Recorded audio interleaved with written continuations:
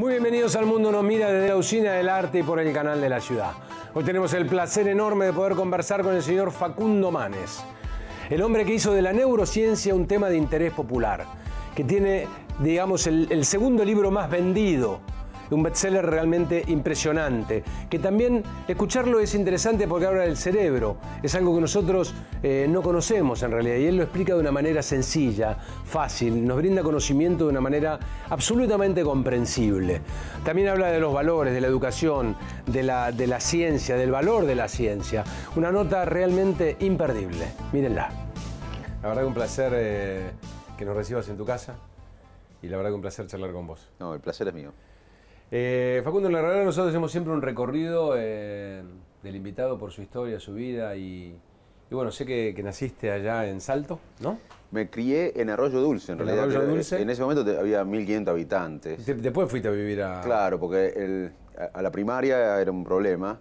Mi viejo era médico rural y vivíamos en una casa muy colonial, porque era un casco de una estancia que daba al pueblo. Y mi viejo era el médico del pueblo y mi mamá lo ayudaba inclusive en los partos, en una casa como una de las sedes del pueblo, mi casa, en Arroyo Dulce. Y a los 7 años nos mudamos a Salto, que era la ciudad más grande de 20.000 habitantes en ese momento, para hacer la primaria y la secundaria. Y ahí... O sea que los primeros 7 años estuviste... En Arroyo Dulce. En Arroyo Dulce. Después en Salto, la primaria y la secundaria. Después vine a estudiar a Buenos Aires. Me acuerdo que llegué en un tren sin contactos con Buenos Aires. Pero en aquel entonces, que me interesa, ¿tu madre qué hacía?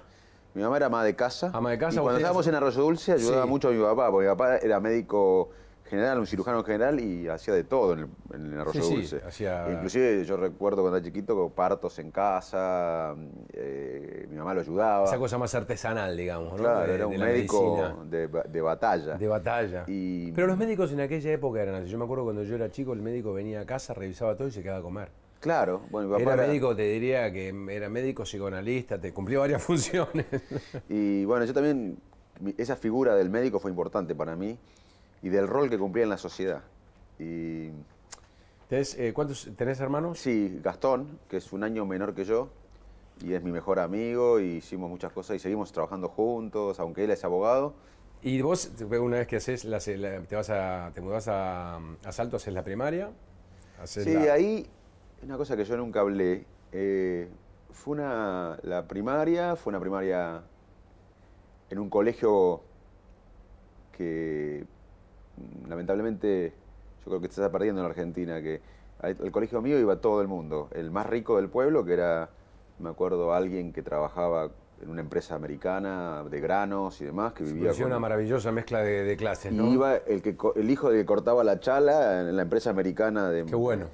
Y al boliche del pueblo iban las mujeres separadas de 40, las chicas de 18, o sea, había como una interrelación social. Como una fusión de todas las clases, claro. Y acá yo veo que en Buenos Aires mis hijos están con los amigos de su edad, con los amigos de su estatus social, digamos, y el pueblo te da eso. Y la secundaria, ahí hice varias cosas que nunca conté, pero... O alguna vez específicamente que me pidieron, pero hice teatro. Yo era bastante tímido, aunque parezca mentira. Y había en el Salto un grupo que se llama Teatro del Salto, que era comedias musicales clásicas, infantiles, pero hechas por chicos. O sea que tenés un pasado de colega. Pero me cambió la personalidad eso, porque yo era bastante tímido, muy pensante. Y el teatro, yo lo hice porque me gustaba estar con mis amigos, porque me gustaba, la verdad que no... O sea que ahora las grandes empresas, y yo he estado en varias y he dado algunas charlas para algunas empresas, donde están pretendiendo hacer teatro dentro de la empresa como un área para que todos puedan desarrollarse mucho más y pierdan esto que vos decís para poder exponerse de otra manera. Sí, sí. El teatro es fundamental, digamos, uno en la vida ocupa muchos roles, ¿no? Y sí, la verdad, yo estoy muy contento de esa experiencia.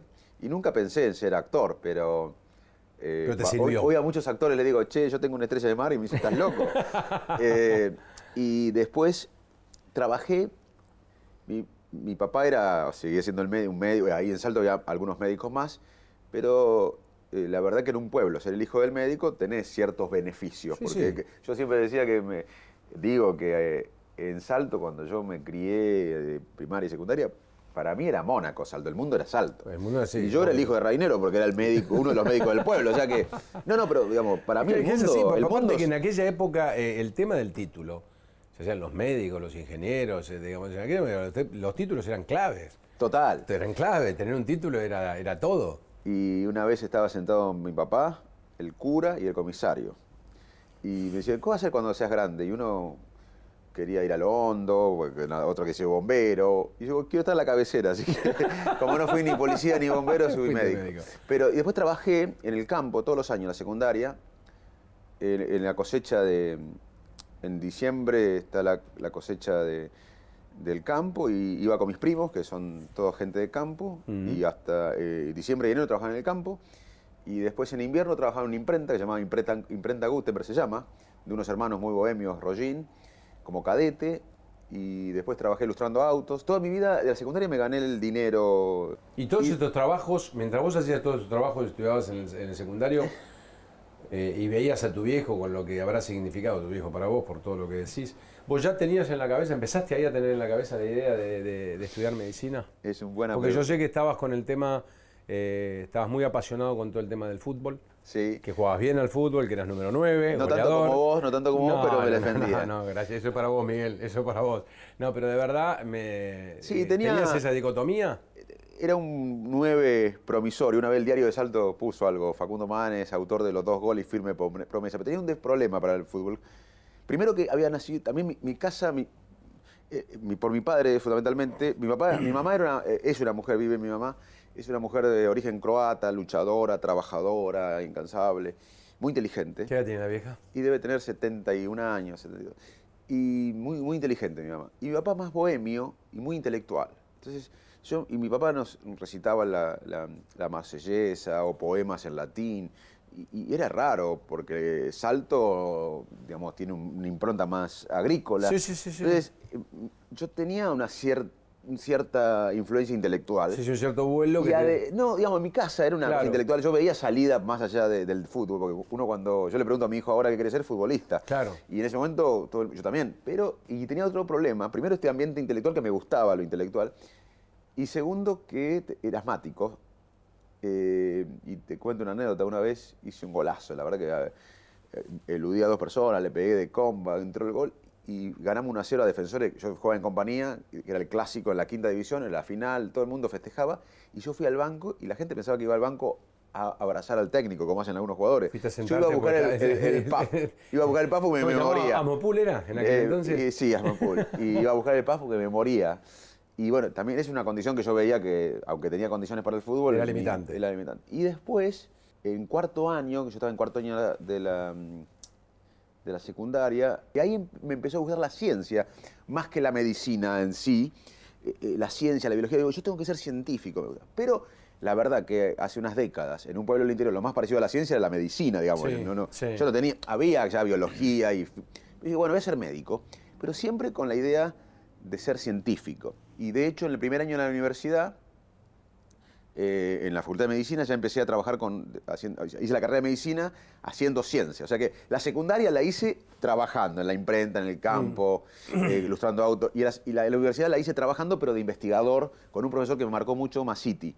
Y después hice la residencia en Fleni. Cuando me recibí de médico hice la residencia en Fleni, fui la primera cama de residente en Fleni, me fui a Estados Unidos, a Inglaterra. Seguimos conversando con el señor Facundo Manes, se nos va la boca, en el corte se nos sigue yendo la boca, pero es demasiado lo que tenemos para conversar con él y estábamos en esta etapa que, digamos, toda la etapa del colegio la hiciste trabajando, después pasaste ya un poquito a la universidad. Claro, porque la pregunta tuya era por cuándo empezó ¿Cuándo te agarró la ciencia? ese...? Y yo te decía que lo hice también en parte porque quería desafiar mi personalidad, quería demostrarme que yo era algo inteligente, porque muchas veces conseguía cosas con una personalidad simpática, extrovertida y demás. Entonces quería demostrar, digo, bueno, si soy científico y hago un experimento que cambia algo en el área, no depende de la simpatía, depende de la inteligencia. Entonces yo hice ciencia también, porque me apasionaba, pero también como un desafío personal, porque en la secundaria estaba dispuesto también, me gustaba la abogacía, las ciencias humanas, pero yo no me imaginaba mi personalidad. Me quería exigirme algo que no dependa de mi personalidad. Vos estás marcando una diferencia, corregime cualquier cosa, Facundo, estás marcando una diferencia en lo que es estudiar medicina y lo que es investigación científica. Sí.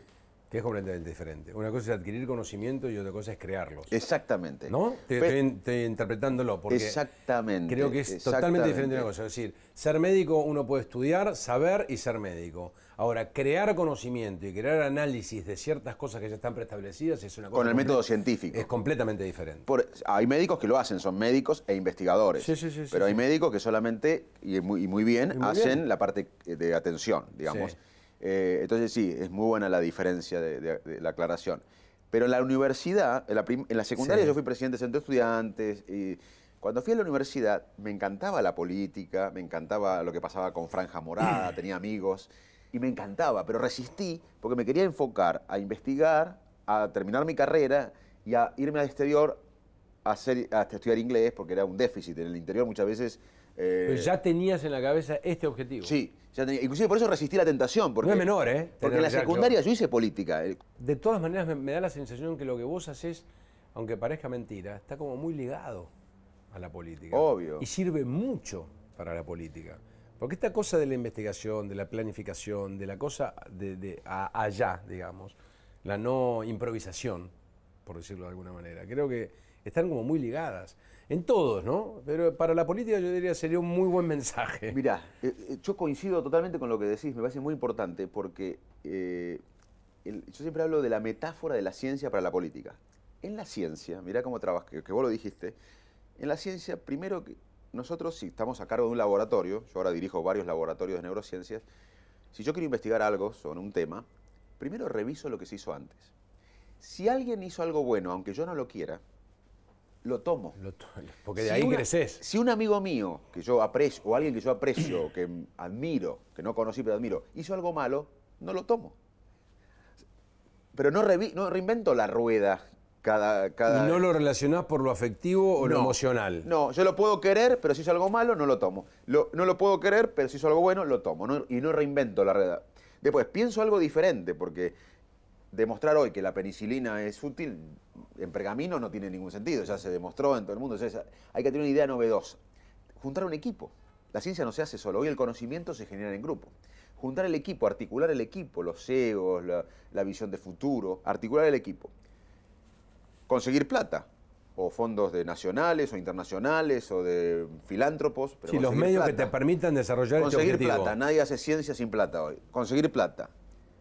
Hacer el proyecto. Y luego de hacer el proyecto, exponerse a las críticas. Uno lo publica, el experimento, y se pone la crítica. Mirá si la política, Martín, sería en equipo. Revisando el pasado, tomando lo bueno, dejando lo malo, más allá de quién lo hizo. Imaginando un futuro diferente, o sea, nadie puede ser líder sin crear escenarios futuros. Desarrollar las obras o la gestión y luego exponerse a las críticas para que otro venga y siga la rueda. Es que yo creo que no hay manera de trabajar que no sea, digamos, no hay manera de tener éxito si no es de esta forma. No hay. Si vos no trabajás en equipo, claramente, es decir, me pasa a mí con el programa, nos pasó a nosotros cuando hicimos simuladores, cuando vos trabajas en equipo, y lo que vos dijiste que es clave, acá hay un tema que es el ego. ¿Y quién es quien lidera y quién es quien acepta que esa persona lidere, porque está en condiciones de hacerlo, y te alineas detrás de ese objetivo? Y si pudiéramos hacer como otros países que del gobierno anterior toman, ya el piso siempre es más alto, es mucho como más fácil crecer. Totalmente. ¿No? Porque si no es por capricho, vuelvo a cero porque lo hizo el otro. Exactamente. Entonces, y además, en la Argentina específicamente, yo estoy convencido que no tenemos una cultura, Martín, de utilizar políticas públicas que mostraron efectividad en otros países.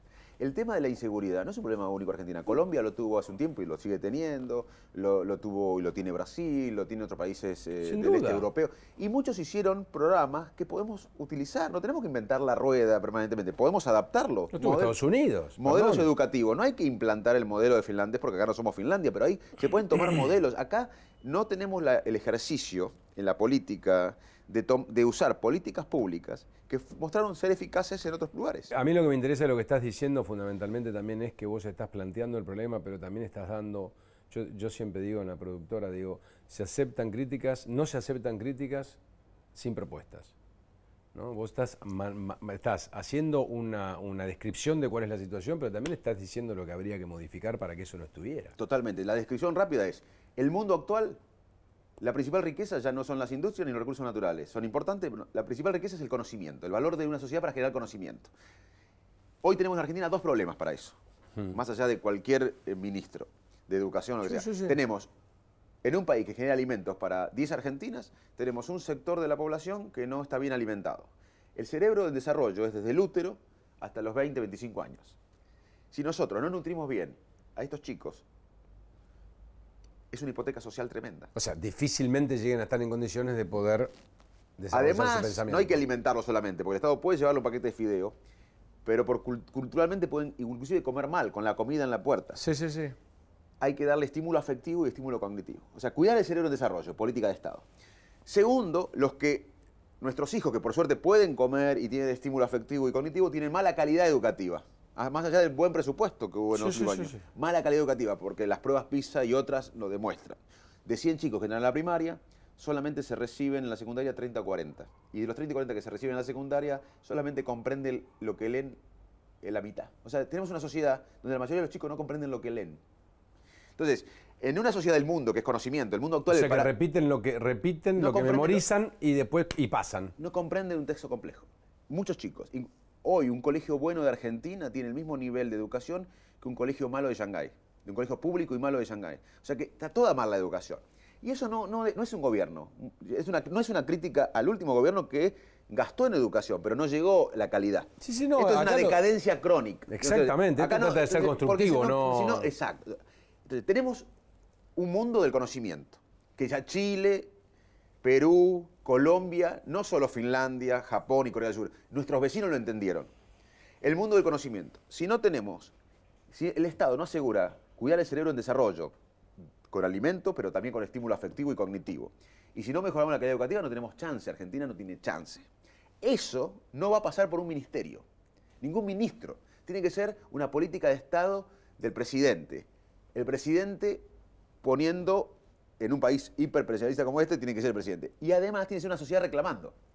¿Por qué? Porque en el 83 Alfonsín lideró la democracia, pero la sociedad le exigió. Sí, la sociedad ya era algo que venía de abajo con una fuerza... Por eso es mi lucha. Hoy me voy a La Plata, mañana vengo de Catamarca, estoy predicando, mi granito de arena, pero tenemos que hacerlo todo para que la sociedad entienda que si no tomamos este camino y le exige al presidente futuro y a los próximos presidentes hacer esto, no tenemos solución, porque esto no se maneja a nivel ministerio. Lo que pasa es que lo interesante también es que lo estás haciendo desde un lugar neutro y no partidario, ni apoyando ni no apoyando a nadie, sino que lo estás haciendo fundamentalmente para que la Argentina esté mejor desde tu punto de vista, lo cual es... Y lo estoy haciendo entendiendo, no criticando la política, entendiendo que la política es la principal herramienta de transformación social. Yo respeto mucho la política, o sea, no soy un crítico, al contrario, la política es la principal herramienta de transformación social. Por eso yo no creo que estas cosas se solucionen con ONGs. Son bárbaras las ONG que dan alimento a los chicos desnutridos, que mejoran la calidad educativa, bárbaro, hay que apoyar esa ONG, pero esto se cambia desde el Estado. Es la estructura. ¿Entendés? Se cambia desde la sociedad pidiéndolo y el Estado máximo haciendo... poder, pero no un ministerio. Con nada que agregar, terminamos el programa de hoy, vamos a seguir charlando con Facundo, ustedes lo verán en el programa de mañana, así que nos vemos mañana con Facundo Manes.